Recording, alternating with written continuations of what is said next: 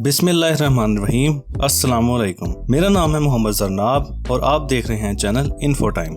आज की इस वीडियो में हम IMF के स्ट्रक्चर, सर्विसेज और रिसोर्सेज के ऊपर डिटेल में बात करेंगे। IMF की पॉलिसीज क्या होती हैं, इनके नेगेटिव इम्पैक्ट्स क्या होते हैं, पाकिस्तान को IMF ने कौन कौन सी पॉलिसीज इंप्लीमेंट करने के लिए दी हैं और दूसरी कंट्रीज जो कि IMF की पॉलिसीज को इंप्लीमेंट कर रही हैं वहां पे इसके क्या क्या नेगेटिव इम्पैक्ट सामने आ रहे हैं। इसके ऊपर मैंने एक दूसरी वीडियो बनाई है जिसका लिंक डिस्क्रिप्शन में मौजूद है।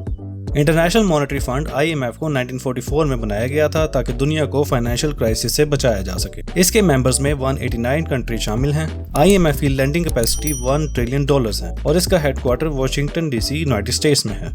IMF के स्ट्रक्चर की बात की जाए तो बोर्ड ऑफ गवर्नर्स IMF की हाईएस्ट डिसीजन मेकिंग बॉडी होती है। इसमें मेंबर कंट्रीज के फाइनेंस मिनिस्टर या सेंट्रल बैंक के गवर्नर शामिल होते हैं। पाकिस्तान की तरफ से स्टेट बैंक के गवर्नर रजा बाकिर IMF के बोर्ड ऑफ गवर्नर्स का हिस्सा है। बोर्ड ऑफ गवर्नर्स की ड्यूटीज में मेंबर्स का कोटा इंक्रीज करना, स्पेशल ड्रॉइंग राइट्स SDR की एलोकेशन करना, नए मेंबर्स रखना या मेंबर्स को निकालना, आर्टिकल्स ऑफ एग्रीमेंट और बाय लॉज में अमेंडमेंट्स करना और एग्जीक्यूटिव डायरेक्टर्स को अपॉइंट करना शामिल है। IMF के एग्जीक्यूटिव बोर्ड में 24 एग्जीक्यूटिव डायरेक्टर्स होते हैं और इनका हेड मैनेजिंग डायरेक्टर होता है जो कि IMF का चेयरमैन भी होता है। Board of governors executive directors को अपॉइंट करते हैं जो कि फिर मैनेजिंग डायरेक्टर को 5 साल के लिए अपॉइंट करते हैं। करंटली IMF की MD क्रिस्टलिना जॉर्जीवा हैं जिनको अक्टूबर 1, 2019 में अपॉइंट किया गया था। इस एग्जीक्यूटिव बोर्ड का काम IMF के डे टू डे फंक्शंस को सुपरवाइज करना होता है।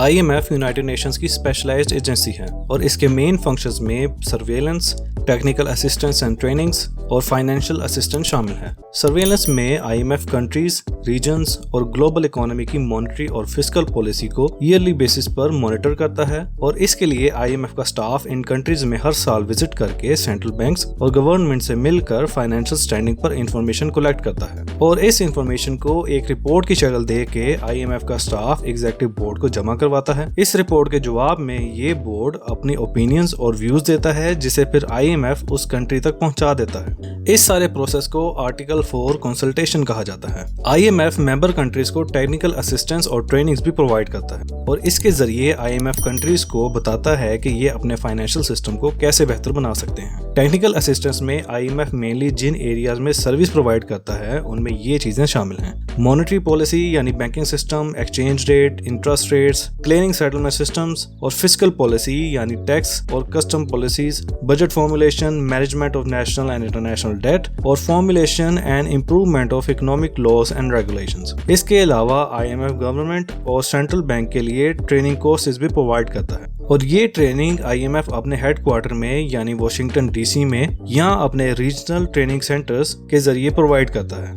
ये regional training centres Australia, Brazil, China, Singapore, Tunisia और UAE में मौजूद हैं। सर्वेलेंस और टेक्निकल असिस्टेंस के अलावा IMF मेंबर स्टेट्स को लोन्स की फॉर्म में फाइनेंशियल फैसिलिटी भी प्रोवाइड करता है। IMF डिफरेंट पर्पसेस और फाइनेंशियल सिचुएशंस के लिए डिफरेंट टाइप्स के लोन्स देता है। इनको 3 मेन कैटेगरीज में डिवाइड किया जा सकता है, जैसे शॉर्ट टर्म, मीडियम टर्म और long term. Short term loan 1 से 3 साल के लिए दिया जाता है और इसमें स्टैंड बाय एग्रीमेंट्स SBA और stand by credit facility SCF शामिल हैं। मीडियम टर्म लोन 3 से 4 साल के लिए दिया जाता है और इसमें एक्सटेंडेड फंड फैसिलिटी EFF और एक्सटेंडेड क्रेडिट फैसिलिटी ECF शामिल है। और लॉन्ग टर्म लोन 10 इयर्स के लिए दिया जाता है जिसे poverty reduction and growth trust PRGT programme कहा जाता है। इसके अलावा IMF के लैंडिंग ऑप्शंस में फ्लेक्सिबल क्रेडिट लाइन FCL और precautionary and liquidity line PLL, rapid financing instrument RFI और रैपिड क्रेडिट फैसिलिटी RCF भी शामिल हैं। Poverty reduction and growth facility के अलावा तमाम लोन्स बैलेंस ऑफ पेमेंट के डेफिसिट को मिनिमाइज करने के लिए दिए जाते हैं। मेंबर कंट्रीज को लोन देने के लिए IMF 3 तरह के सोर्सेज को यूटिलाइज करता है जिनमें quota, new arrangements to borrow NAB agreements और बायलैटरल बोरोइंग एग्रीमेंट्स BBA शामिल हैं। मेंबर स्टेट्स का कोटा कितना होना चाहिए ये फैसला IMF के बोर्ड ऑफ गवर्नर्स की जनरल कोटा रिव्यू में किया जाता है जो कि हर 5 साल बाद कंडक्ट की जाती है। एक कंट्री कितना पे कर सकती है और इसकी फाइनेंशियल स्टैंडिंग को देखते हुए इसका कोटा कंट्रीब्यूशन डिसाइड किया जाता है। इस कंट्रीब्यूशन की अमाउंट में से 75% अमाउंट मेंबर कंट्री अपनी करेंसी में पे करती है और 25% अमाउंट वाइडली एक्सेप्टेड करेंसी जैसे US डॉलर में पे करती है। IMF कुछ बड़ी करेंसीज को जमा करके एक रिजर्व बनाता है जिसे स्पेशल ड्रॉइंग राइट्स SDR कहा जाता है। इस रिजर्व में US dollar, euro, Chinese yuan, Japanese yen और पाउंड स्टर्लिंग शामिल हैं। इन करेंसीज को मिलाकर SDR रिजर्व बनाया जाता है और इस रिजर्व में से मेंबर स्टेट्स को लोन दिया जाता है। IMF एक्सचेंज रेट्स को देखते हुए इस SDR रिजर्व की अमाउंट को डेली रिवाइज करता है और इसके साथ साथ एक इंटरेस्ट रेट भी बनाता है जो कि लोन्स पर अप्लाई करता है। इस इंटरेस्ट रेट्स को हर हफ्ते रिवाइज किया जाता है और इसको SDRI कहा जाता है और ये इंटरेस्ट रेट मार्केट के इंटरेस्ट रेट से कम होता है, जिसकी वजह से IMF से लोन लेना बेहतर समझा जाता है। मेंबर कंट्रीज अपने कोटा का 145% तक IMF से लोन ले सकते हैं और ये परसेंटेज सम एक्सेप्शनल केसेस में इंक्रीज भी की जा सकती है।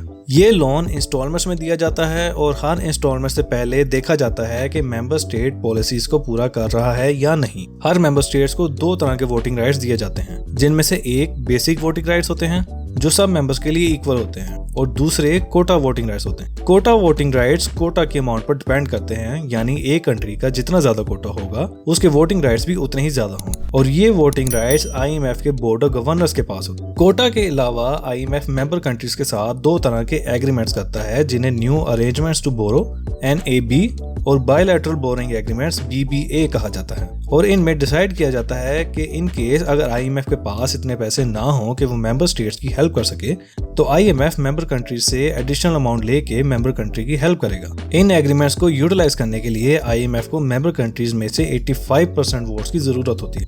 IMF लोन देता है, एड नहीं, और IMF की कोशिश होती है कि जिस कंट्री ने एक बार इससे लोन लिया है उसे बार बार लोन लेने की जरूरत ना पड़े और जो पैसा IMF ने लोन की शक्ल में दिया है उसे रिकवर करने में IMF को मसला ना हो। इसके लिए IMF मेंबर कंट्रीज को structural adjustment policies SAPs provide करता है। मेंबर कंट्रीज अगर ये पॉलिसीज ठीक तरीके से इम्प्लीमेंट करें तो ही IMF से लोन लेने के लिए एलिजिबल हो सकती हैं। ये पॉलिसीज शॉर्ट टर्म में बहुत टफ होती हैं, जिनकी वजह से IMF को काफी क्रिटिसिज्म का सामना करना पड़ता है और कुछ कंट्रीज में इन पॉलिसीज के नेगेटिव इम्पैक्ट्स भी देखने को मिले हैं। ये पॉलिसीज क्या हैं? पाकिस्तान को 2019 में IMF की तरफ से कौन कौन सी पॉलिसीज इंप्लीमेंट करने के लिए दी गई थी और इनके नेगेटिव इम्पैक्ट्स क्या होते हैं, इस सब को दूसरी कंट्रीज की एग्जांपल्स के साथ डिटेल में एक्सप्लेन करने के लिए मैंने एक अलग से वीडियो बनाई है जिसका लिंक डिस्क्रिप्शन में मौजूद है। तो दोस्तों ये थी आज की वीडियो। अगर आप लोगों को मेरी ये वीडियो पसंद आई तो इस वीडियो को लाइक कीजिएगा, चैनल को सब्सक्राइब कीजिएगा और बेल आइकन को जरूर प्रेस कीजिएगा। Thank you. Allah Hafiz.